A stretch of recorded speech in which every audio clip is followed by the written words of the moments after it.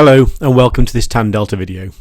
In this episode we're going to take a look at the process to configure and install a Tan Delta SENSE-2 kit.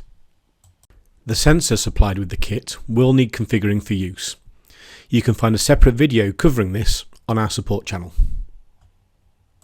To configure the display for use, you must first connect the stub adapter cable M, to the display. These connections are designed in such a way that you cannot connect them incorrectly. Cable M then connects to the configuration cable J, by way of a 6-pin bayonet type connector. Now connect the universal power supply provided with the kit to the power inlet on the configuration cable. Plug in the universal power supply to an available mains outlet. Finally, connect the USB connector on the configuration cable to an available port on your Windows PC. Using the CADS application, select the option to configure OQDe. The COM port and the display serial number should be displayed.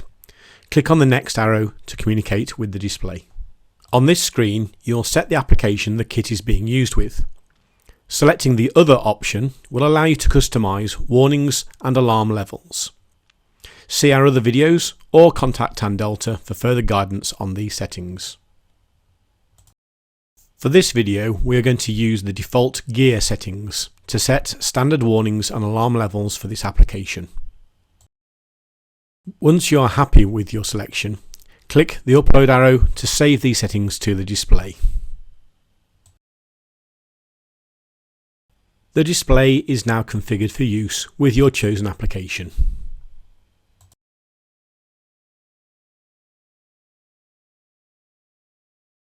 Once the kit has been configured, it can be installed properly. The sensor should be installed into a suitable OEM port, a manifold into an oil hose or similar location. The sensor should be tightened using a spanner, taking care not to over tighten. The maximum torque for the sensor is 20 Nm.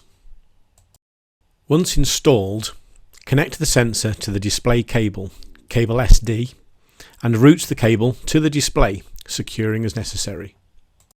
The display should be mounted in a suitable location, on a control board, on a panel or any other flat surface.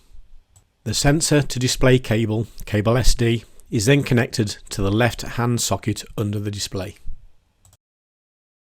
The stub adapter cable M and the bare-ended cable SB supplied in the kit are then connected to the right hand socket under the display. The cable SB has now replaced the configuration cable used earlier. The display only needs power and an earth to be provided through the cable SB. The power wire should be connected to a 9 to 30 volt DC power supply through a suitable connection. When power is applied, the display will boot up and run through a self-test process before automatically beginning to log data and show live readings. SENSE-2 is supplied with an inbuilt wireless insight function, which can access live data and display settings. You connect by creating a local Wi-Fi connection to a device with a web browser.